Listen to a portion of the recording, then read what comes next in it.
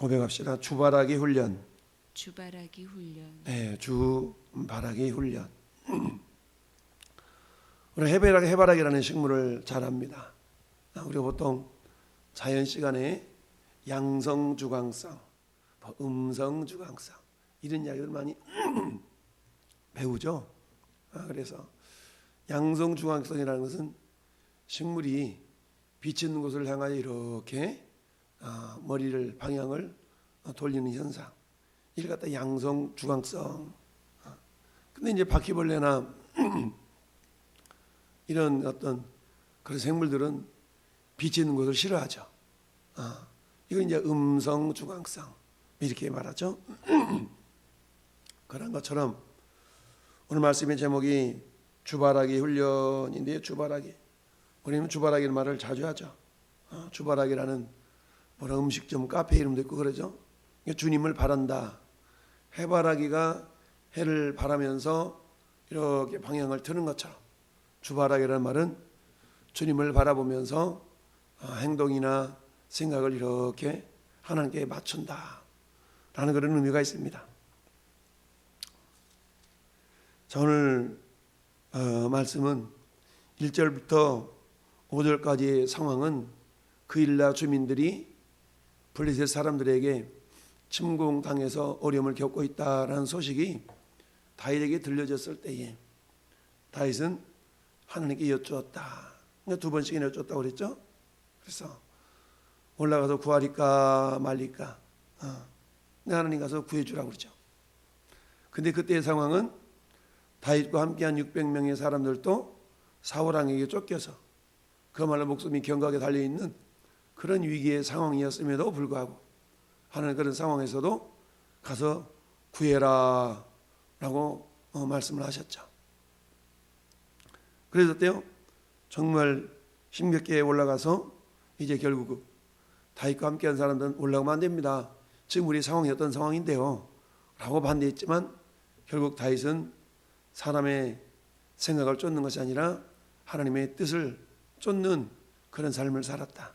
어제 말씀의 제목이 그거였잖아요. 사람의 생각과 하나님의 뜻. 결국 우리는 어떤 상황 가운데서도 사람의 생각을 쫓기보다는 하나님의 뜻을 쫓는 그런 자가 되어야 된다. 왜냐하면 하나님은 반드시 합력하여 복이 되도록 하시기 때문인데 그것은 사람의 생각을 쫓을 때 합력하여 선을 이루시는 것이 아니라 어떤 상황 가운데서도 하나님의 뜻을 쫓는 그러한 사람들의 결과가 결국은 선을 이루시는 하나님인 것을 경험하게 하신다라는 것을 우리가 알 수가 있습니다. 자, 오늘 본문은 6절부터 14절 사이는 이렇게 다윗과 그의 일행으로 인하여서 헌신적인 그야말로 싸움을 통하여 그일라가 구원을 받았어요. 근데 이 소식이 누구한테 알려져요? 사울왕한테 알려져. 그럼 사울왕은 어떻게 해야 돼요? 자기 백성이 어려운 상황 가운데서 다윗에게 이렇게 건짐을 받았으니까 다윗을 불러서 상을 줘야죠. 야, 다윗 대단하다. 내가 해야 될 일을 네가 대신해 줬구나 라고 칭찬하고 격려해야 되는데 웬걸 사울은 다윗이 그일라에 있다는 소식을 듣고 사람들을 다시 모집합니다.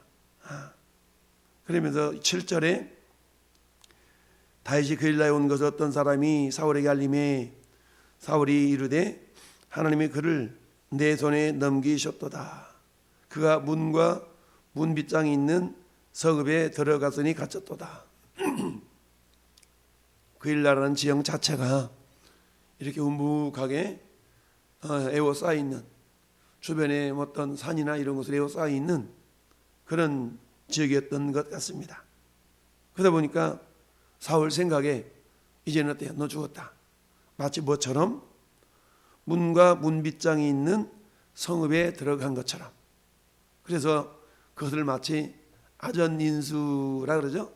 자기 좋은 대로 해석을 하죠. 하나님이 붙였다라고 생각을 합니다. 자, 그래서 사울이 모든 백성을 군사로 불러 모으고 그일라로 내려가서 다윗과 그의 사람들을 이어 쌀라고 그랬더니 근데 다윗이 그일라에 있었다는 소식이 사울에게 그 누군가에 의해서 알려졌던 것처럼 사울이 다윗을 치러 온다라는 그런 소식도 역시 거꾸로 다윗에게 알려진 겁니다. 그러니까 영원한 적이 없고 영원한 우방이 없다라는 것을 늘 조심하면서 가장 중요한 것은 뭡니까? 그러니까 도울 힘이 없는 인생도 의지하지 말라. 그들의 도모가 당일에 끊어지면 모든 계획하는 것이 허사다 라고 말씀하잖아요. 그러니까 다윗에게 알려준 사람이 있었고 다윗의 모습을 사울에게 알려준 사람이 있었는데 그런 상황에서 다윗은 어때요? 사울이 자기를 해한다는 이 모습을 듣고 아히멜렉의 아들 아비아달이 가져온 에봇을 가져오게 하고, 에봇은 하나님의 뜻을 여쭙는데 사용하는 그런 도구였죠. 그러니까 그 에봇을 가지고 하나님께 뜻을 여쭙는 겁니다. 여호와의 사울이 나 때문에 이 성읍을 멸하려고 그일라로 내려오기를 꾀한다함을 주의 종이 분명히 들었습니다. 두 가지를 여쭙는 거예요. 첫 번째, 정말 내려올까요? 이거였어요. 두 번째는 내려온 것을 내려온다면, 근데 내가 이 그일라 사람들을 구해주었으니까 그일라 사람들이 나를 잘 숨겨가지고 이럴 것 같습니까? 아니면 나를 사울왕에게 넘겨줄 것 같습니까? 이렇게 두 가지를 질문했어요. 그랬더니 하나님 응답은 어떻게 나옵니까? 사울이 분명히 올라올 거고 그 다음에 그일라 사람들이 뭐한다? 너를 넘겨준다. 그러니까 배반한다는 거죠. 네 글자로 말하면 배은망덕한다 라는 얘기입니다. 근데 왜 그일라 사람들이 배은망덕할 수밖에 없는 그런 모습을 하나님이 말씀해 주세요? 이미 놋 땅에 있었던 백성들이, 사람들이 도액이라는 사람이 가물라 고자질로 85명의 제사장이 몰살을 당했지. 그곳에 있는 모든 남녀노소들이 몰살을 당한 그 소식을 그일라 사람들도 알고 있는 겁니다. 그러니까 마음이야 다윗을 구해주고 싶고 도와주고 싶지만 그 결과는 어때요? 마치 놋 땅 사람들이 완전 전멸당한 것처럼 자기를 구해준 것은 좋은데 자기들이 다윗을 도와줬다가는 어때요? 오히려 자기들도 놋 땅 사람들처럼 전멸당할까 하는 그런 두려움이 있었던 겁니다. 그러니까 어때요? 아무리 자기를 도와줬지만 오히려 자기들의 안위를 위해서 다윗을 내어줄 수밖에 없는 그런 인간의 연약함을 이렇게 지금 보여주고 있는 겁니다. 우리는 그죠? 아니 어떻게 이렇게 은혜를 입은 사람이 저럴 수가 있어? 라고 말하지만 이게 우리의 모습이에요. 우리의 모습. 아무리 우리가 은혜를 입었어도 내가 손해를 보면 우리 인간은 못 참죠. 근데 예수님은 어때요? 당신이 목숨을 지불하셔서 우리를 구원해 내셨죠. 그러니까 인간은 아무리 자기에게 유익을 끼치고 도움을 주는 어떤 그런 존재가 있다 할지라도 당신이 날 이렇게 도와줬으니까 나는 목숨을 버려서 당신을 구해주겠습니다. 이런 경우는 많지가 않다. 흔하지가 않다는 얘기죠. 그런데 사도 바울의 사역에 있어서는 그런 사람들이 많이 있었죠. 특별히 로마서 16장에는 목숨을 내어서 사도 바울의 사역에 함께 협력했던 많은 명단들이 쭉 나오는데 브리스길라와 아굴라 부부는 어땠다고 그랬어요? 자기들이 목이라도 내어서 사도 바울의 사역을 이렇게 협력했던 그런 사람이다라고 이야기하고 있죠. 그런 것처럼 왜 그들은 그랬고 오늘 그일라 사람들은 그렇지 못했을까? 결국 하나님을 만나느냐 아니면 영혼의 구원의 소중함을 아느냐라는 거죠. 즉 그일라 사람들은 육신의 구원에 대한 은혜는 알았지만 육신이 죽으면 그들은 어떻게 될 것인가를 모른 반면 사도 바울이 동역자 되었던 그런 로마다 16장에 기록된 많은 사람들이 그런 명단들을 어때요? 그들은 비록 육신이 죽어도 다시 산다는 부활신앙이 있었기 때문에 그들은 죽음을 두려워하지 않았던 겁니다. 여러분, 본문에 하나님의 응답이 이 그일라 사람들이 사울에게 다윗을 넘겨줄 거고, 그리고 사울왕도 다윗을 치러 내려온다라는 그런 응답을 받았어요. 그렇다면 이 다윗의 마음속에는 어때요? 아니, 괘씸하게 시리 너희들이 그럴 수 있어? 라고 그런 악한 마음을 품지 아니하고 어떻게 해요? 조용하게 그일라를 떠나는 모습을 보여주고 있습니다. 왜 다윗은 그랬을까요? 이미 자기 때문에 어려움을 겪었던 놉당의 그런 잔악한 학살의 현장을 이미 경험했기 때문에 다윗은 굳이 그일라 사람들을 책망하려 하지 아니하고 피신하는 것을 선택했다. 그런데 이 과정 속에서 우리가 생각해 볼 것은 뭡니까? 하나님은 왜 이처럼 기껏 그일라를 구하라고 그래놓고 그일라가 배신하도록 내버려 두었을까? 이거에 대한 얘기죠. 아니, 배신할 걸 알았으면 구해주지를 말지. 그러면 쌤 아니에요, 쌤? 근데 어때요? 하나님이 이처럼 그일라를 구원하게 하고 또 그일라가 너를 넘겨줄 거야 라는 모든 과정 속에서 하나님 원하시는 건 다른 게 아니거든요.